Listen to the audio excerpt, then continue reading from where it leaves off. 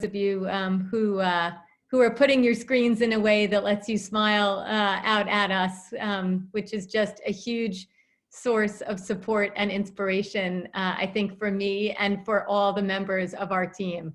It's really a gift to find ways to connect at this time. And so thank you for joining us, and thank you for smiling at us, and thank you for making this time to be together. I think all of us are looking for ways to avoid the emotional effects of the necessary social distancing, and hopefully the programs that we're offering will provide some of that communal space that we all certainly crave at Heschel.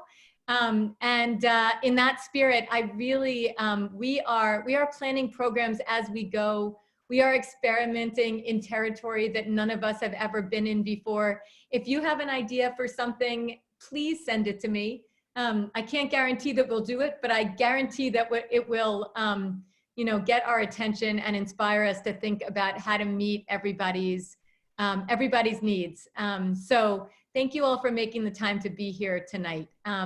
Thank you also to our amazing team of rabbis, Rabbi Ann, Rabbi Jack, and Rabbi Dahlia, for spending some time with us tonight, offering us some rabbinic and textual perspectives on how to make sense of a time like this. I know, speaking very personally, I'm certainly struggling with that, and all perspectives and sources that can help me think about it are just most welcome at this time, especially coming from our amazing rabbinic team. So I think we're going to try kind of a combination of participation here. We were working this out by text as everyone was signing on. There are two ways that you can try to participate tonight. One is, do you all see the chat function at the bottom of your screen? So there's a chat function at the bottom of your screen. And if you're given a choice, chat to me, chat to Ariella Dubler, and I will monitor the chat and funnel questions to our teachers as we go. We also might be able to try to have folks kind of signal. Rabbi Ann, did you want to try that? I was going to maybe give it a whirl during my part and see how it goes. Well, let's see how it goes with Rabbi Jack. Many people for you to be able to see. Okay. So maybe we'll do the chat. We'll try the chat. The best thing to do is for people to send me chat questions as we go. And if you identify yourself and we have time, I'll be able to bring you in. And at the very least, I'll be able to send your question in. So with that, thank you again for making the time to learn Torah with us. And thank you again to Rabbi Dahlia and Rabbi Jack and Rabbi Ann for making the time to teach us. And I turn it over to Rabbi Ann, correct? To Rabbi Jack. It's okay. That's all right. Turn it over to Rabbi Jack. I just kick it off. Thanks. Thank you, Ariella. It's great to see so many of you. I'm enjoying the people wandering into the view intentionally and unintentionally. And that could happen for me too. We'll see. But anyway, it's so nice to see everybody, albeit remotely. Under the circumstances, I'm going to do more reading than I normally would. And yes, hi guys. And so I apologize in advance for that. It seems like the most efficient way to do this. And then while I'm reading, other people can focus on the meaning of it instead of having somebody focus on the reading of it. So I'm actually going to look at the character of Yaakov, of Jacob, our forefather. And specifically, I'm going to look at 3 different stages in his development. Actually, 2 come pretty close to one another. The first one is more removed. And through the wonders of technology, I can actually share the source sheet with you right here. Let's hope I get the right window. I think this is the right one. Okay, here we go. Can everybody see that? Yes. All right. So, all right. Not everybody can talk, but everybody can see it. All right. So exciting. Okay.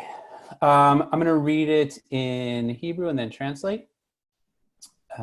Starting at the top. So, putting some context here in the first passage, Yaakov and his mother just cooked up a scheme to have Yitzchak give the first blessing to Yaakov instead of Esav. And then Rivka gives Yaakov a heads up that he should run away. And so he does. And the story here is, as many know, he gets tired, he falls asleep, puts a rock under his head, interestingly. And and then he sees a ladder, and he sees angels going up and going down. And this is his reaction when he wakes up. Vayidar Yaakov neder le'emor, im yihye Elohim imadi, ushmarani baderech hazeh asher anochi halech, v'natan li lechem le'chol veged l'bosh, v'shavti v'shalom el beit avi, v'haya Adonai li le'Elohim. V'haven hazot asher samti matzeva yeh beit Elohim, v'chol asher titen li aser ha'asrenu lach. In the English, Jacob made a vow. It says, if God will be with me and guard me on this way, gives me bread to eat and a garment to wear, if I return in peace to my father's house, and the Lord will be my God, then this stone, which I have placed as a monument, for it's a pillow and then becomes a monument, shall be God's house, and everything that you give me, I will surely tithe to you. So what is striking about this passage is, please take a look for a second at what kind of deal Jacob makes with God. In other words, how is he characterizing how he will in the future follow God? So you see there's an if and then, right? So first comes the if. Normally you would think one of the righteous among us, one of our ancestors, okay, the if would be, if, somebody's writing on the screen. The if would be, if I do this, then God will do that, right? But actually, Yaakov has it reversed. Yaakov is making this, he's negotiating with God, it seems. Yaakov is saying, God, if you do these things for me, then I will do them for you. Hi, Jack, just so you can disable annotation. Oh, okay. All right, somebody else just erased it, I guess. Okay, so that's pretty striking. In other words, that it's not Yaakov completely blindly saying that he will follow God, but rather saying, look, God, I'll make a deal with you. You give me clothes, you give me food, you take care of me. I'm with you, which is pretty unusual. So now we're going to fast forward a little bit, and I will show you the next passage. So then, after Yaakov runs away, we know that he falls in love with Rachel. He first marries Leah, then marries Rachel, and he then runs from Lavan, another Yaakov running story. And he's about to encounter, to reunite with Esav. Okay, and he's basically afraid for his life because the last time Yaakov saw his twin brother, actually he had taken it was before he took the blessing from, the last time he had any knowledge of his brother, what his mother told him was that his brother was coming after him to kill him. And so now Yaakov's about to see Esav again for the first time after he ran from him. And this is now, so I'm reading the second passage here, okay? I'm right here. And this is when Yaakov now is praying to God. And right away you'll see this is a different kind of prayer. He's praying to God, and he's saying basically, please God, save me.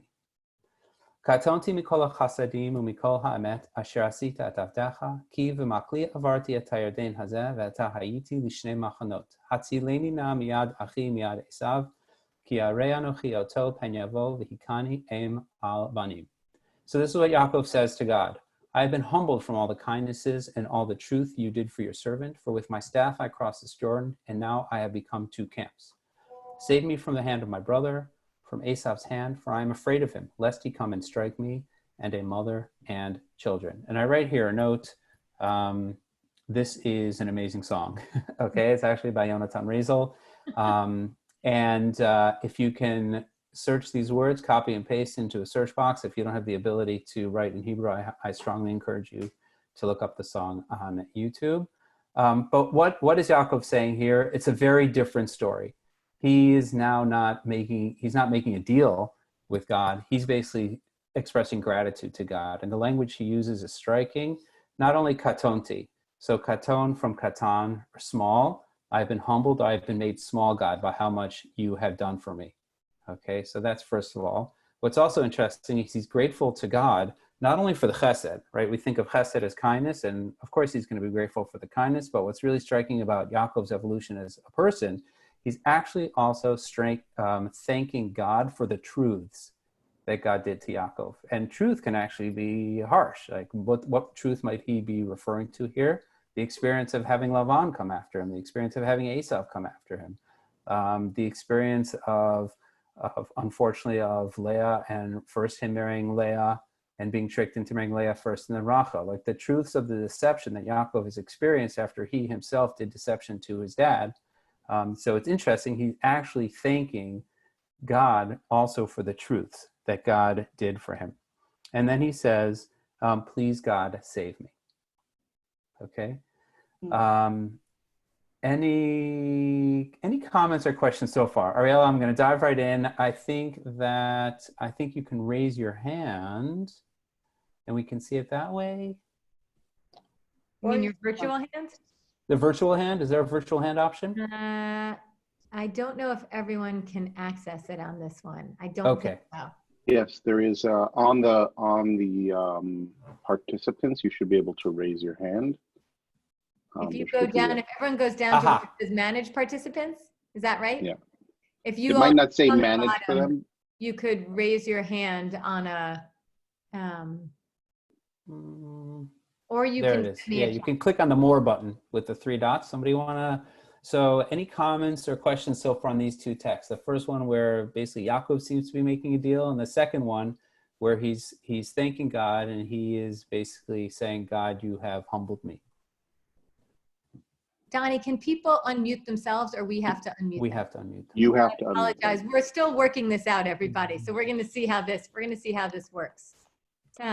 Looking for hands? I don't see any hands. Seth had a comment.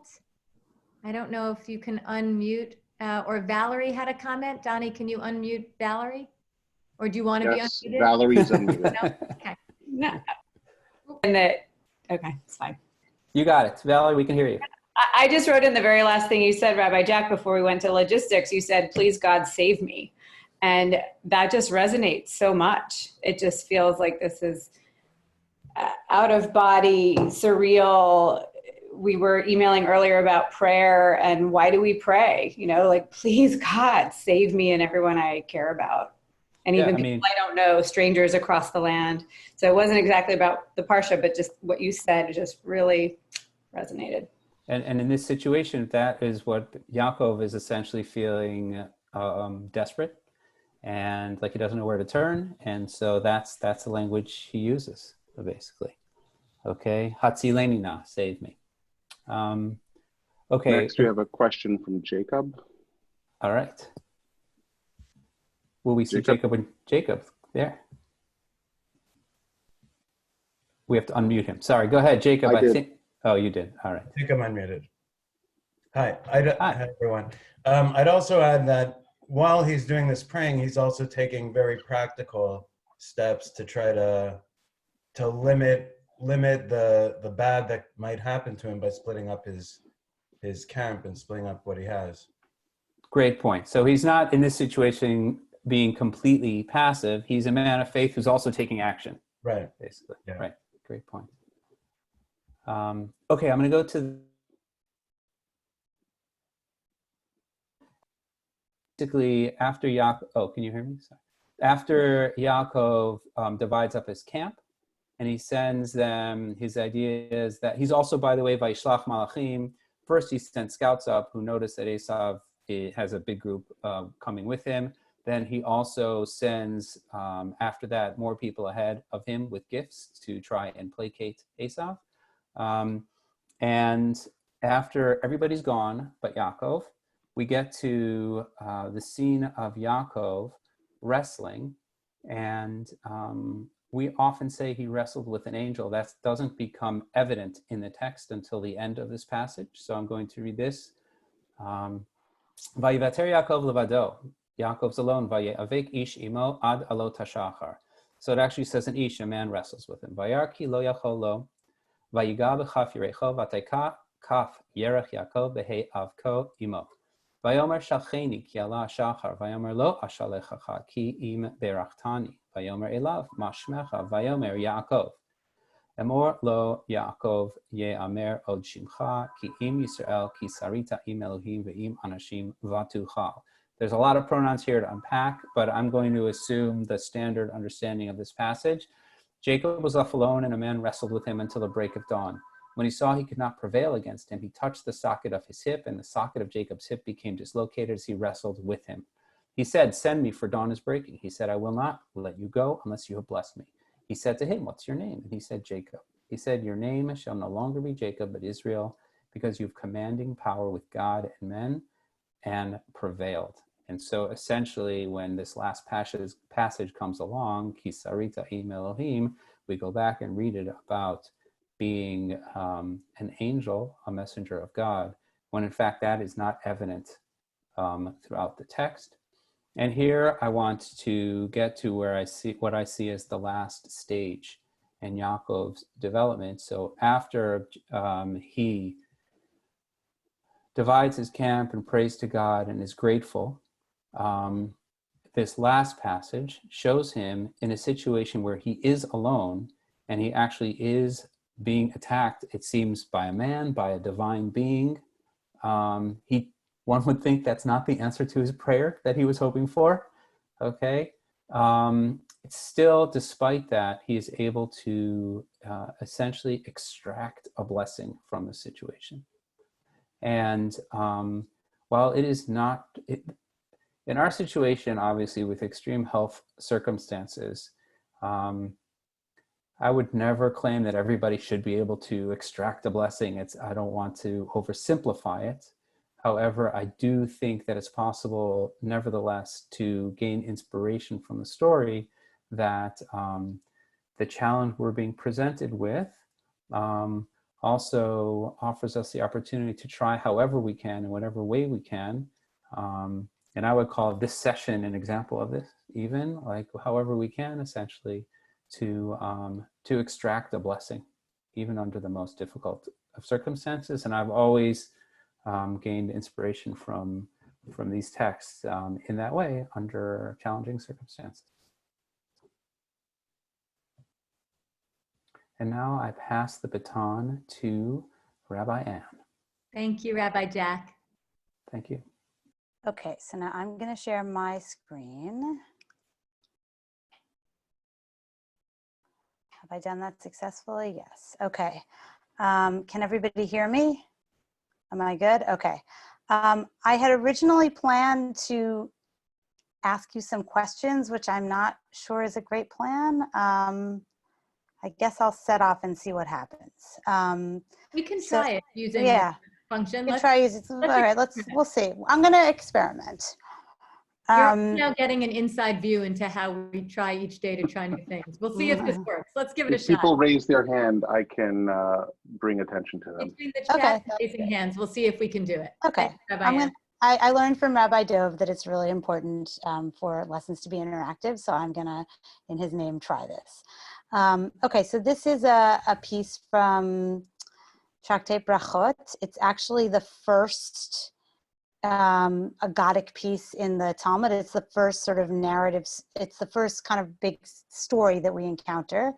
And it's always been one of my favorites. And I think it's extremely apropos for this moment. I'm actually going to teach the first half, and then I'm going to, Rabbi Dahlia, when I told her I was going to use this text, she said, "Oh, this is a text that we've taught in the high school, but you didn't bring the second half." And I was sort of struggling with the second half, and she had a much more interesting way of looking at it. So we're going to split the text. Okay. So here's the part of the text that I'm going to teach. I'm just going to read it in English. Rabbi Yossi taught, "Once I was walking on the road, and I entered one of the ruins of Jerusalem to pray. Elijah the prophet came and waited for me at the door until I had finished my prayer. After I finished my prayer, he said to me, 'Why do you go into this ruin to pray?' I said, 'To pray.' He said, 'You should have prayed on the road.' I'm sorry, there's something, there's something wrong with my translation. Why did you go in this ruin, he asks. I said, to pray. He said, you should have prayed on the road. I said, I was afraid that I would be attacked. He said, then you may pray the abbreviated version of the Amidah. I learned 3 things from Elijah that time. One should not pray in a ruin. One may pray on the road. And when you pray on the road, it is permitted to pray a shorter version. Okay, so I'm going to try asking a few questions and seeing how that goes. So Rabbi Dahlia and I actually had a kind of an interesting discussion about why Rabbi Yossi is praying in the ruin. We had very differing views. Why do people think Rabbi Yossi is praying in the ruin of Jerusalem, in the ruin of the temple? He's praying in the ruins of the destroyed temple. Do we have hands? I can't see if I have hands. Let's see. No hands. No hands. So disappointing. Okay. All right, I'm going to leave that as a thought question then. So maybe I'll do it this way. Maybe I'm going to flip around and tell you sort of why I chose this text, and then I'll see if people want to offer questions or observations of their own after. Oh, we got a hand. Why is he praying in the ruin? I would say probably because it's the ruin of the temple. Mm-hmm. I would say because he still feels a connection to the temple, feels like he was supposed to have prayed there before, and even if it's not what it once was, it's God's presence is still there in his mind, and so he wants to pray there. Okay, so that was where I went with it, and Rabbi Dahlia had a very different drash on it. What could be a different reason he's praying?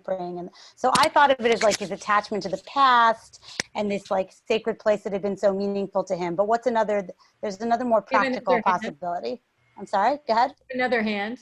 Okay, go for it. I don't see it, but whoever it is, go for it. Donnie, can you unmute? Yep, Lisa, you are unmuted. I think it's Ben, but go ahead. So I'm kind of new to all this interpretation stuff, but I guess of all places, the ruins needed more prayer than anywhere else. Nice. I love that. Maybe the ruins were the places that actually needed the prayers. I was going to start my teaching, I forgot, by giving a shout out to my lower school students. I see Abby, I see Nate, I saw Eden earlier. You guys can feel free to pitch in. I'm sure there may be some other lower school students, but those were the faces that I saw. What does he say is the case if he prays on the road, and why might he want to pray in the ruin instead?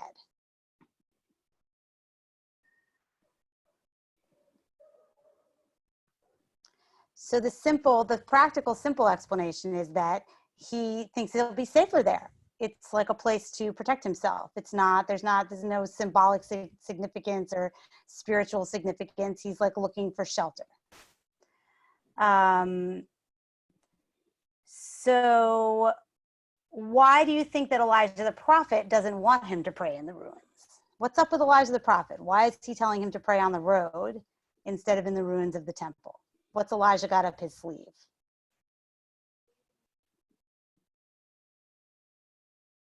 No hands. Okay. All right, so let me tell you a little bit about why this text is what came to me in terms of these times that we're in. I think it really speaks to the moment that we're finding ourselves in, because first, of course, is the question of where is it dangerous and where is it safe? And I think we're all navigating this question right now. Where do we draw the line? What spaces are we going to be in for our own safety and for the safety of others? And what I love about the image of Rabbi Yossi praying in the ruin, as we heard earlier from, I can't remember whoever answered the question first, it speaks to the possibility that the safety that he's looking for is not simply physical safety, right? It's possible that he just wants to be protected from being attacked on the road. But it could be that he's seeking a different kind of safety, a kind of spiritual safety of being in a place where he can feel God's presence. And I think that's especially apropos this week because it's Parshat Vayakhel, which is the week of the building of the Mishkan, the place where God will dwell. And I'd like to suggest that there is a way in which we are all kind of Rabbi Yossi this week, because we are all mourning the loss of spaces that are in their own way sacred, both for ourselves and for our children. I'm sure that a lot of you are no longer going to work or working from home. And we are no longer, nobody's going to synagogue anymore. I had to give up my yoga studio with a great deal of regret. We have all lost our connection to places that connected us to our values and our goals, not to mention places that we knew that our children would be safe and engaged. And we are all beginning to face the fact that we are living, at least temporarily, to some extent, in a ruin. I mean, if you want to see what a ruin looks like, you can go to Fairway and look at the pasta shelves. That is what a ruin looks like. There have been a lot of ruined plans in people's lives over the past couple of days. But that isn't the end of the teaching, because as Rabbi Yossi is feeling this way, yes, Daniel. I have a raised hand, and I'm happy to hear You can Daniel. go, Daniel. Yes, can you hear me? I was going to say, it doesn't say why he was walking on the road. Where was he going to? Right. So maybe Eliyahu's objection is if he was on his way to do something important, if he was on his way to do a mitzvah, the detour might have taken him away from his destination. Excellent. So that's exactly where I was going to go, that Rabbi Yossi's sense of loss and praying in a ruin is not the end of the story, because Elijah, who's the harbinger of redemption, right, who is going to be the figure that's going to tell us when the time of redemption is at hand, he doesn't see things the way Rabbi Yossi sees them. He insists that Rabbi Yossi pray on the road. And when Rabbi Yossi objects to the danger, he tells him to pray an abbreviated Amidah. Elijah is able to see in a way that Rabbi Yossi is not yet ready to, that there's only one option, and that is to move forward. As Daniel was saying, maybe we're on our way somewhere, and praying in the ruin becomes just a distraction. There is only one option, and that is to set out onto the road, onto the derech, into the uncertain future. And he offers Rabbi Yossi what I find to be a very comforting message, especially right now. He says, okay, so you won't be able to say the complete Amidah? You know what? So, okay. It's okay. You can pray a shorter prayer, and that's going to be fine too. I think that we are all, in the next days and weeks, and God help us months, going to need to dig deep and find compassion for ourselves and others in navigating this new landscape. There are prayers that are going to need to be abbreviated. There are dinners that may need to be simpler, and there might even be more television than usual. We may have to see some of our loved ones through a small square picture instead of in living color. But this is the key to what Rabbi Yossi learns from Elijah.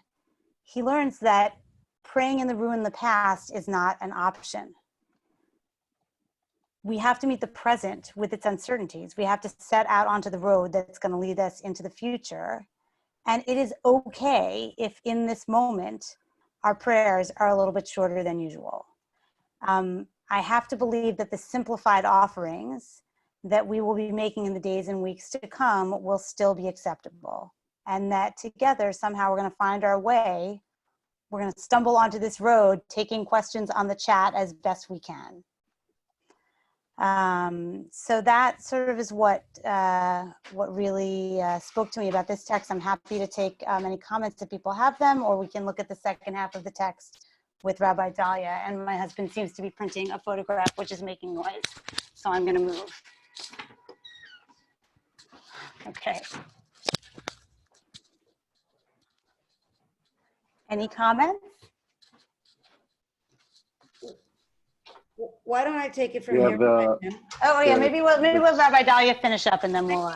The Sidero the family. the Sidero family. I'd be happy to hear from the Sideros, especially from Abby and Nate. Oh, well, you might have to do with Saskia because it We'll was take Saskia. Saskia's good too.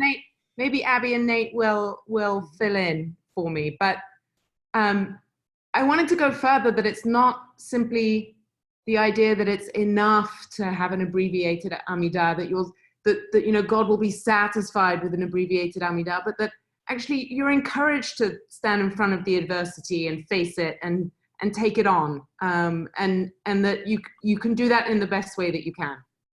I think that's 100% true, that Elijah is actually saying that the abbreviated Amidah on the road is a better choice than praying the complete Amidah in the ruin, which is kind of an amazing spiritual message, right? He's saying, I would rather that you not complete, you know, the most central prayer if that's what's needed for you to be able to set out onto the road, then go ahead and do it.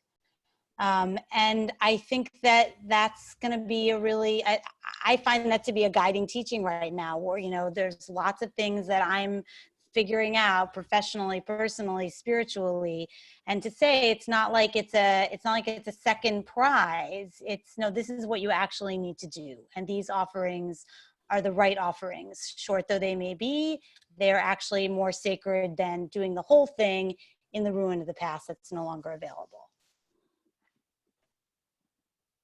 Judy. I'm going to unmute Judy. It's actually Oren and Judy.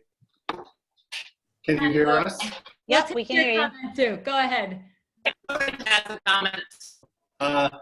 Well, I'm just curious. The Eliyahu showing up specifically because Rabbi Yossi is actually praying in the room. He would not have shown up otherwise, am I correct? And so, We're having trouble hearing you, Oren. Can you try that again? I'm sorry, and it may be our location. So if it doesn't work. You hear us? You can chat it. Do you want to very- say it in the chat and I'll read it for you? Are you not hearing? This is bad. No. It's very sorry. choppy.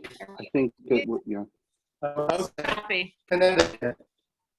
Well, I know that he was saying that he was saying something about the fact that Eliyahu turns up, which is significant, right? Like Eliyahu doesn't turn up just any time.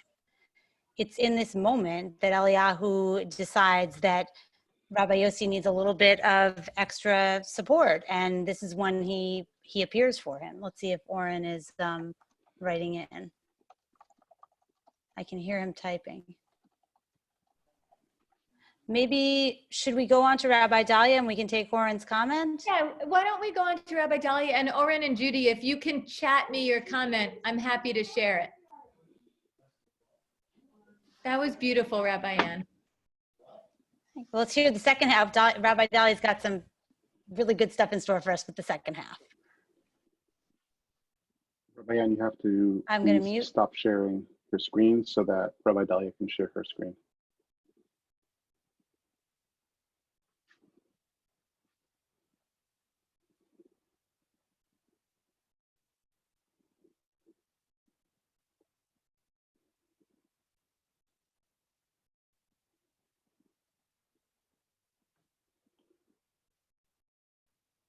I'm going to unmute Rabbi Dahlia.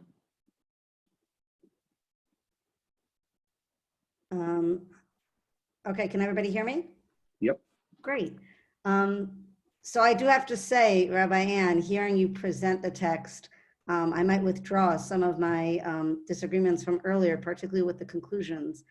But I'll just jump in to add, when we talk about this text, we talk about this, and we actually just finished this in my 9th grade class about a month ago. We talk about this text specifically to think about the changes and to think about the way that the Talmud really presented a whole revolution, if you will, in what Jewish practice was, that the rabbinic time period. But the piece that I want to jump in on is the question of why Eliyahu came. To me, that's a little bit the end of the story, right? Eliyahu says to Rabbi Yossi, this is the second half, or what I consider part 2 of the story, if you will. Eliyahu says to Rabbi Yossi, what voice did you hear while you were in this room? Almost saying, okay, you did the wrong thing. You shouldn't have gone in there. But now that you did, you went in, you went into the holiest place. Tell me what, you must have heard something. There must have been some type of relationship. And Rabbi Yossi tells Eliyahu that he heard this heavenly voice cooing like a dove, which sounds almost, at least in my interpretation, like crying. And this, we really focus often on this oi, right? This heavenly voice saying oi, oi, which is really untranslatable. There's this big ouch, which is what I hear a little bit, Ben, when you suggested the room needs a prayer, right? And so God is crying, and we're in there really making God cry. And at the end of the story, Eliyahu is telling Rabbi Yossi, well, actually, it's changing. And now when when the Jewish people enter into the synagogues and the Betei Midrash and they participate in prayer, God says Ashrei. God says happy is this king, Ashrei, happy, joyous. So this God turned from the oi and the crying to a happy and a joyous, still with a little bit of oi. So, right, so I'm looking at the very last box. Ashrei is the king, happy is the king whom they praise in this way, and oi to the father who exiled his children. So there's still a pain for what has transpired, but there's a joy that through the rabbinic time period, we succeeded in creating real change, and not, if you will, to use Rabbi Ann's words, not sticking in what was, but in figuring out how to be in this new reality. And so that's really the end that I find so inspiring. And I wanted to connect that actually to the text that I chose for today's class, which is, I would think a lot, always when I think about hard times, I think about hope. And we talk a lot about the Jewish people being a people of hope. And I'm looking at Rabbi Jonathan Sacks, the second text, who wrote a text on how the Jews invented hope.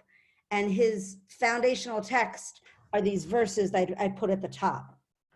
So these verses, they come from the very famous scene at the burning bush, at the very beginning of the book of Exodus, or the book of Shemot. This is the moment when Moshe meets God. And Moshe meets God because he sees this burning bush, or a bush that's being burnt and really that's not being consumed. And in the high school this year, we chose as our theme the very next verse that follows, which is Moshe says to himself, Asura naver'eh, I must look over and see. I am filled with curiosity, and I'm filled with a sense of urgency to explore what I'm seeing. And then when Moshe approaches the bush, God appears to Moshe. God says that he's heard the cries of his people and that he intends on taking them out of Egypt. We know that Moshe responds with a good dose of doubt and unclear as to how this is going to happen. And one of his concerns is that when he goes back to Egypt, his brothers and sisters, who he barely knows, are not going to believe him. And Moses says to God, when I come to the Israelites and say to them, the God of your fathers has sent me to you, they're going to ask me, what is this God's name? And Moshe wants to know, what shall I say to them? And God says to Moshe, Eheye asher eheye. And what should you say to the Israelites? Eheye sent me to you. So here's what Rabbi Jonathan Sacks says. One of the most formative moments in the history of Judaism came in this encounter between Moshe and God at the burning bush. Moshe asks God, what name should he use when people ask him who he is? And God replies enigmatically in a phrase that occurs nowhere else in Tanakh, Eheye asher eheye. Non-Jewish translations read this to mean, I am what or who that I am. Some render it as, I am that is who I am, or I am the one who is. And Rabbi Sacks says, these are deeply significant mistranslations. The phrase means literally, I will be what I will be. Or more fundamentally, God's name belongs to the future tense. Eheye, that verb, eheye asher eheye, is in the future. I will be what I will be. His call, God's call, is to that which is not yet. If we fail to understand this, we miss the very thing that makes Judaism unique. So I found a midrash in Shemot Rabbah, a collection of midrashim on Shemot, that I thought raised three interpretations on this verse, eheye, or the phrase, eheye asher eheye. And the question I really want to pose is, how do we think this fits with Jonathan Sacks's interpretation that eheye asher eheye is ultimately the foundation of our really being a people of hope? So in the first interpretation of eheye asher eheye, Rabbi Mamel says that eheye asher eheye means I am a God who is called based on my actions. So I will always be referred based on the things that I do. There's a list there that I excluded of all the actions, and every time God has a different type of name depending on the type of action, if it's an angry action, if it's a compassionate action, and the different names for God. In the second interpretation, Rabbi Yitzchak says that the Kadosh Baruch Hu says to Moshe, you tell them that I live in different time periods. I am now, I was in the past, and I am in the future, which is why he says Eheye 3 times. That verse, I will be, 3 times. So suggesting, if you will, the very famous, we know it from Adon Olam, right? Vehu haya, vehu hoveh, vehu yeh. Rabbi Yitzchak says it comes from this pasuk. God lives in all time, in the past, present, and future. And in a different way, Rabbi Yaakov ben Rabbi Avina, on behalf of Rabbi Huna from Tzipori, says that what God was saying to Moshe is, it's very familiar from Pesach, if you will, from the Vehi She'amda song at prayer at Pesach in the Haggadah, when we sing over all the times throughout history that God stood with us. And here Rabbi Yaakov ben Rabbi Avina says that God is saying to Moshe, I will be with them now, and then in the future, I will be with them again when they suffer. And Moshe says, Moshe, God, I can't mention future times when the people are going to suffer. They're suffering so much now. I should mention another possibility in the future that they will suffer. And God says, no, I'm only telling you about this. So right now, I tell you, but to them, that's why if you go back up here to the verse, right, God says to Moshe, my name is Eheye Asher Eheye, but to the people of Israel, you should call me just Eheye, as if to say, don't talk about the future, talk about right now. So I thought that these 3 examples did embody hope in the way that Rabbi Sachs suggests, but I think in very different ways. And that's what, if you will, as we're opening up for conversation, I'd love to hear people think about. What is the hope that each of these rabbis captures, if you will, in their interpretation of what, and I'll scroll down here so you have it on your screen, in what Eheye Asher Eheye means. So I'll ask that again. Rabbi Jonathan Sachs suggests to us that Eheye Asher Eheye, I will be that which I will be, is the phrase, if you will, that suggests that the Jewish people are a people foundationally, a people of hope. And I'm asking in this text, with 3 different interpretations of what Eheye Asher Eheye, I will be that which I will be, could mean, how do we understand what hope really means? What is hope about for these rabbis? So I'm open to comments either about that question or about these texts in general.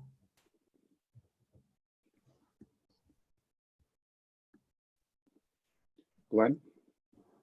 I mean, or Robin?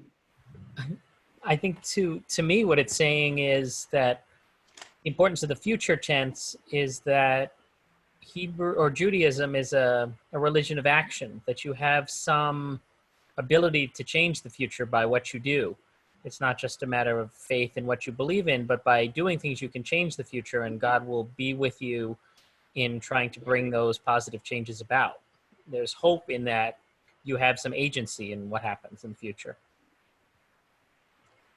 It's such an interesting comment, Glenn, particularly based on the first interpretation, right? God is sort of saying potentially to Moshe, I am which I will be, which I will be, and the way you'll get to know me is through my actions, right? And so you're saying actions almost speak, and God, and there's an acknowledgement of that here, although I know you focus, Glenn, on our actions, and I think that is hugely important, that there's a statement here that actions speak more than words in some ways, and you're saying a little bit, actions give life to faith.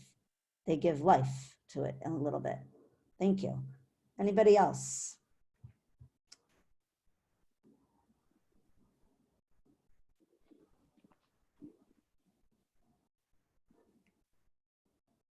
Lisa. Lisa, you Maybe, can, maybe or I'll Mama. change. Maybe I'll change that. The using that future tense, of course, is once you reach the future, then you're there, and the future is out there again. So you never quite get there, which means it's simple to say we're always learning, but it's always upon us. You're never quite there. You have to keep doing better and better deeds, and never kind of sit back on what you've already done. It's what you're going to do. The event horizon of what they're talking about on the future is just, it's never quite reached. And I don't see that as a negative challenge. It's just a challenge to keep on improving and moving forward. Right, it's all, you know, one of the reasons I really find that I thrive working at Heschel is that I find that as a school, even in good times or times that aren't scary like the one we're in now, we're always a place that we never feel like we've arrived. When we get someplace, the question is, okay, what's next? And what are we doing now to get even further? And so the piece that there's an assurance, if you will, in a Hayeh Asher Hayeh, that there's always the next, there's always something to work towards, and that God is always part of that next, of what's coming in the future. I saw someone raise their hand, but I didn't catch, the box came up and down. It's Liam, or Lev. Or his mom. Like I say, he's been taking my computer. I think what sticks with me is the idea of God always being there. And in this type of time, especially, like the idea that you're not alone, like it's much easier to have hope when you know that there's somebody there, you know, with you. And I think, to me, you know, the idea that God's there in the past, there in the future, there in the present, and there in the future, and will be there in the future, it is a sense of confidence that you can move forward. So you're finding the middle one really resonating with you, that there's something about the evidence of the past for you speaks to the possibilities of the future, of right, to say that God sort of lives in all time, and to say, and the actions of all of these moments come together to build possibilities of hope. And you know, one of the things that sticks with me is that Moshe, I think, when Moshe says to God, right, Moshe says, I'm gonna say to them, you know, the God of your forefathers, they've been in Egypt for so long, Moshe's saying to God, they don't remember our forefathers, and they barely remember stories about God and what God did to our forefathers. And one of the things that really speaks to me about this answer of the future is, or I'm sorry, about where we are right now, is that fortunately we're really in that moment where things are shifting right now. And it seems likely that things are going to get a little scarier before they get much more hopeful. And hopefully we can build precisely on that piece where we know about the hope that was. So we can really build on Rabbi Yitzchak's understanding that Hayeh Asher Hayeh says you need to draw on your experiences of what has been because you know we can get there again. And you know that you have the possibility, because I really appreciate what Glenn said about the action of working in partnership to get us there again, particularly if you weave in the text, the story from the beginning of Brachot that Rabbi Ann did. If you really, really weave that in, then we have the possibility of getting us, or at least in partnership with God, getting us there. And actually, what Dahlia, if I may, what I especially appreciate about this conversation is in the public sphere, the conversation is more about medical fact and about the state internationally of the ways people are addressing coronavirus. And what I deeply appreciate about this conversation is we're having the theological conversation, like you just said, about our partnership with God in all of this, which I value. Yes. But I'm just noticing that I think we brought some lonely texts today. I mean, for me, the Rabbi Yossi piece is a very lonely piece. Like there he is praying all by himself, right? He's just praying a minyan. He's all by himself. He's in this ruin. And Jacob, I mean, Jack goes on to the later text, but the first text is also a very lonely text. It's in the middle of the night. He's sleeping with a stone under him. And I don't know about the rest of you, and I'm definitely resonating with that, sense of this like kind of like dark and lonely moment, and the need to sort of hold on to the faith that just because it's dark and lonely moment doesn't mean that God is not present in some way, on the road, in the ruin, in the dark. But I just feel the need to acknowledge that, like, I think it's interesting that those are the texts we brought. It's certainly resonating with where I am at the moment.